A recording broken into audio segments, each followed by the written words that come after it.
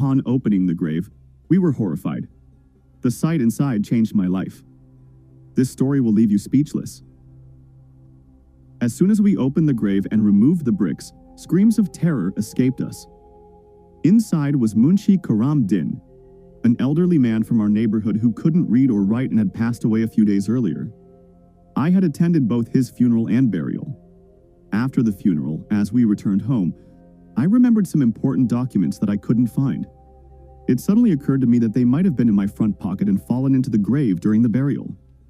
I sought permission from the Maulana and dug up the grave, but the scene inside was astonishing. The grave was filled with rose petals. I didn't find the documents, but I went straight to Munshi Saab's house. I told his daughter everything and asked her what special deeds her father used to perform. She told me he had a very pure heart, always helped those in need, and prayed for others. I am a government clerk named Akram. That same day, another incident turned my life upside down. In the morning, as I was getting ready, my colleague Yusuf called. He asked about the documents he had given me 2 days earlier. I reassured him that they were at home. After hanging up, I checked my pockets and then remembered that I hadn't worn those clothes that day. I panicked and tried to recall which suit I had worn. As soon as I remembered, I ran home. My mother and wife were worried to see me in this state. Ignoring their questions, I went to my room to search for the black suit I had worn that day. I turned all the cupboards upside down but couldn't find the suit. My wife, also worried, asked what I was looking for. I told her that Yusuf's very important documents were in the suit. A little later, she recalled that she had washed the suit. Hearing this, I ran to the roof. From a bucket, under the wet clothes, I pulled out the suit. I quickly checked its pockets, but the documents were not there. Now, I was trying to remember where I had been after getting the documents. This happened on Friday, September 19th, the day Munshi Saab passed away. His death was a great sorrow to me because, after my father's death, he was the only one who always took care of me. When no relative would come near, Munshi Saab used to send groceries to our house every month. He never talked about it, but I knew it was his doing. I was in my final year of university and was about to stand on my own feet soon. I had gotten my father's clerk job, but I wanted to complete my degree. It was difficult to run the house with my father's pension. My education and my brother's expenses were extra. I didn't know how my father managed to cover all those expenses. After his death, I found out that our household could not run on his salary alone. He worked 12 hours out of 24 to make ends meet. The difficulties left me confused about what to do, so I went to Munshi Saab and asked for work so that I could go to university during the day and work for him at night. Munshi Saab explained that I could get my father's job and that I shouldn't worry about money. He was ready to lend me money so that I could study in peace. He bore my education expenses and also sent monthly groceries. I was getting indebted to him. As soon as I completed my studies, I decided that the first thing I would do was repay all his debt. It took me 2 years to return the money. If Munshi Saab hadn't helped me, my education would have been incomplete, and I would have never progressed. I cannot thank him enough. After my father's passing, he took care of us. Even today, whenever he needs something, no matter how busy I am, I leave everything and go to help him. I hadn't met him for a long time as I was very busy at the office. Then my wife called and told me that Munshi Saab had passed away. Hearing the news of Munshi Saab's death, I felt like I had become an orphan again. My support system after my father was gone from this world. I went home just as I was. At the office, I told them that my father's dear friend had passed away, as they knew how attached my father was to him. I respectfully used to address Munshi Saab as uncle. He would be very happy when I called him that. He would put his hand on my head, kiss my forehead, and leave after giving me countless blessings. Today, when he was gone from this world, I felt as if I was all alone. Munshi Saab was the eldest person in our area. He didn't know how to read or write but was an expert in his work. When the papers went missing, I remembered that I was present at Munshi Saab's funeral and burial and was working on the instructions of the Maulana. Maybe the papers fell from my pocket and got buried in the grave or the soil. If those papers weren't found, I would lose my job. I wanted a solution for those documents at any cost. I consulted the Maulana, and he said that it wasn't right to dig up his grave, but since I said that losing the documents could cost me my job, He gave me permission to dig up the grave and retrieve the papers. Hearing this, I felt relieved. Yusuf had been bothering me with calls since morning, asking where the documents were. I now told him that I was looking for them and that he should not worry, but pray that they would be found. Because in such cases the police are also involved, we had to inform them as well. Thankfully, my friend, who was a police inspector, was ready to help me. Then, without telling anyone, we started the work of digging the grave.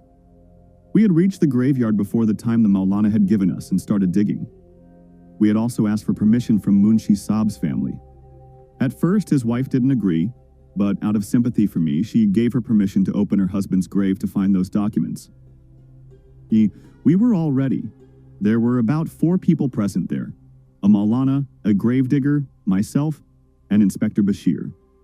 I was trying hard to control the thoughts coming to my mind as a thought kept coming to me. In what state would Munshi Saab be in the grave? A human body decomposes within 17 days. It had been almost 30 days since he passed away. I was very scared. My hands were trembling. But on the gravedigger's advice, we started removing the soil.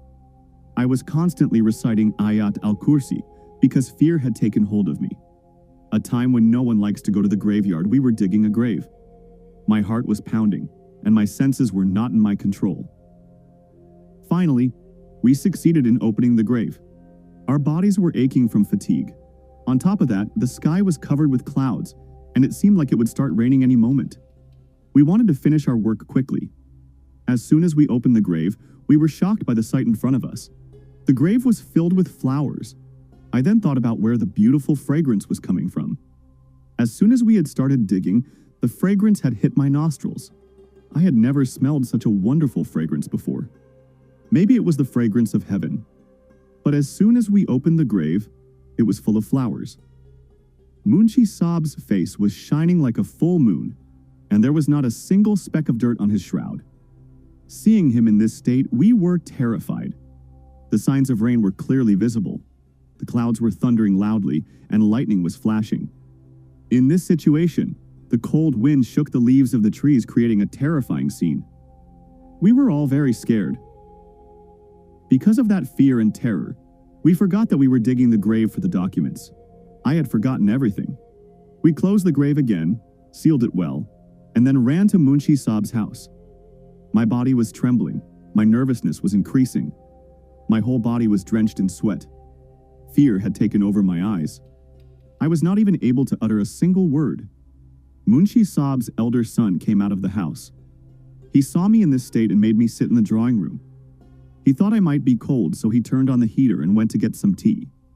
It was clear from how scared I was that I was not able to speak anything at the moment. Munshi Saab's son Ismail brought tea. My trembling had not subsided. In fact, fear had taken over me as if it were a part of my body. Tears were flowing from my eyes. Maybe going to the graveyard at that time had cost me a lot. I was sitting on the sofa with my head in my knees. Then Ismail asked, "Are you all right? Why are you in this state? Did you find your documents?" He wanted to ask me a lot of questions, but I didn't want to answer any of them. Many words were piling up in my mind to be spoken, but not a single word was coming out of my mouth. I was unaware of my state. Just then, Ismail got a call from a friend, and he found out that his friend had had an accident. He immediately went to help him and said, "I will be back in 10 minutes. You wait here. I will come and understand the whole situation." I let him go because I was not in a state to speak or listen to anything myself. I sat right where I was. After a while, when my senses returned to some extent, I drank the tea, which had now gone cold. I was about to finish the cold tea when Munshi Saab's elder daughter, Rukhsana, came to me and said, "Brother, how long will you sit here? I think my brother will be late. You should come back in the morning. If you want to talk about something, you can talk to me because my brother cannot come home right now." He called and said it will take him about 6 to 7 hours to reach home. Either you go back to your house or you can rest here. If you want to ask something, you can ask me. Saying this, she started to leave. I called out to her, "Rukhsana," and she turned back and said, "Do you want to ask me something?" I nodded in agreement. Understanding my condition, she sat on the sofa opposite me. Frightened, I told her the whole story. Hearing this, tears started flowing from her eyes. She started thanking God that her father had finally achieved the status he wanted. Tears were flowing from her eyes, but there was a smile on her face. She was very happy, but the grief of her father's passing was also visible on her face. I wanted to know something from her as soon as possible, but she was so sad that she was not in a state to answer. I kept waiting for her to become normal. I wanted to console her, but I didn't have the courage. After a while, she wiped her tears and said, "All this happened because of the blessings of the Holy Quran. Indeed, the Word of God is true. My father could not read or write, but his love for the Holy Quran was unmatched. We would repeatedly ask him, 'You can't read or write, then how do you read the Quran so much?' He would cry and say, 'Indeed, I couldn't read the Quran out of negligence, but I also didn't have the resources.' For every verse I would say to God, 'Oh God, I am uneducated. I couldn't read, and I don't know what commands you have given in the Quran. Indeed, whatever your commands are, they are true and righteous.' This was the reason that my father's immense love for the Quran gave him this status today. He is counted among the people of heaven." The woman started crying, and I looked at her in surprise. I concluded that it was probably this love for the Quran that had brought him to this status today. People were testifying to him being a person of heaven. Many of us are such that we get expensive covers made for our Holy Quran, but we don't read it. We keep it decorated in our cupboards. We don't even pick it up to read for months because of which dust accumulates on it. This Holy Quran is a fountain of guidance for us. The solution to all our problems is present in it, but we neither read it with understanding nor try to repeat its translation. We just read some verses as a duty and then close the Quran and keep it in a high place where our hands never reach. Because of this, we are deprived of its recitation. I heard Munshi Saab's daughter's words, and I had gotten my answer. Without saying anything, I left the drawing room just as I had come. The woman kept looking at me as I left. As soon as I was out, she closed the drawing room door and went inside. I walked with small steps and reached my house. My wife was waiting for me in the courtyard, looking worried. She was shivering from the cold, but she didn't stop waiting for me. I felt a lot of love for her and also anger toward myself. Without thinking, without even greeting her, I went into my room. Then I started looking around the whole room. It had been so long since I had even picked up the Holy Quran. When I used to go to the mosque, if I had time, I would recite from the Quran kept there. If I didn't have time, I would just pray and come back. I looked around and searched all the drawers, but I couldn't find the Holy Quran anywhere. My wife's Quran was kept on the table in front. My heart started to break with sorrow. I thought, what kind of Muslim am I who can't even find his own Quran? My wife had also come behind me. She asked, "What are you looking for now? You have already found your documents." I said, "I have found the documents, but I have lost my Quran and am looking for it." My wife was looking at me in surprise. She couldn't understand my meaningful words at all. She said in frustration, "Are you looking for your Quran?" I immediately said, yes, I am looking for that. "Did you see my Quran anywhere?" She said, "You're so forgetful. You yourself had me keep the Quran on top of the cupboard. You yourself have forgotten." Then she quickly pulled a wooden table and said, "Climb up and look. You will find your Quran." My tears were stuck in my throat. I was not able to say anything. Still, I quickly pulled the table, because of which the carpet on the floor slid to one side, but I didn't care about it. I quickly brought the table near the cupboard and climbed on it. Tears started flowing from my eyes because until now, I had held myself back. As soon as I looked at the cupboard, a thick layer of dust was settled everywhere. I couldn't see my Quran. I panicked. My tears were not stopping. My heart was a victim of a strange nervousness. My hands were trembling. I called my wife and said, "There is no Quran here. Did you keep it somewhere else and forget? Find the Quran quickly." My heart felt like it was sinking, thinking that I had lost my Quran. My wife, seeing me in this state, got worried and started looking for the Quran with me. We searched the whole house, then, for some reason, I had a thought. I had ignored the dust on the cupboard. Then I started hitting the cupboard with my hand. The dust started to clear, and from that dust, a book wrapped in dark velvet came into view. It was so covered in dust that it was not even visible that it was a book. I grabbed it in a hurry and pulled it toward me. A lot of dust flew up and settled on my face, but I didn't care about it. Because of the dust, I started coughing, and some dust also went into my eyes. I hugged the Quran to my chest and quickly got down. My wife came to me and started cleaning my face, but I didn't care about it. I took off the Quran's cover, then kissed it and hugged it to my chest and cried for 10 minutes. It felt like God had showered his mercy on me, who had made me face the Quran again. When my father was alive, I had saved money for 2 months to buy this velvet cover, which was very expensive at that time, but I didn't care. I wanted to wrap my Quran in the most expensive cloth, but alas, I had kept it so far away from me that today it was out of my reach. I started crying and sat there hugging the Quran. My wife was a Hafiz of the Quran.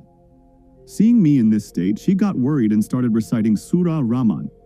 Her voice was so beautiful, and her style of reading was amazing. She thought that maybe my condition was because I had returned from the graveyard at this hour of the night, but she didn't know that the doors of guidance had opened for me, and that was why I was in this state.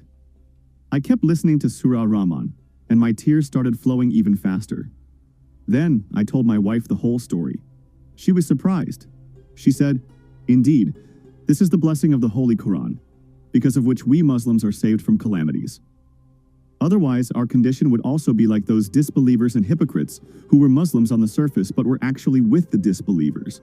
On the surface, we call ourselves Muslims, but not a single one of our actions is like a Muslim's.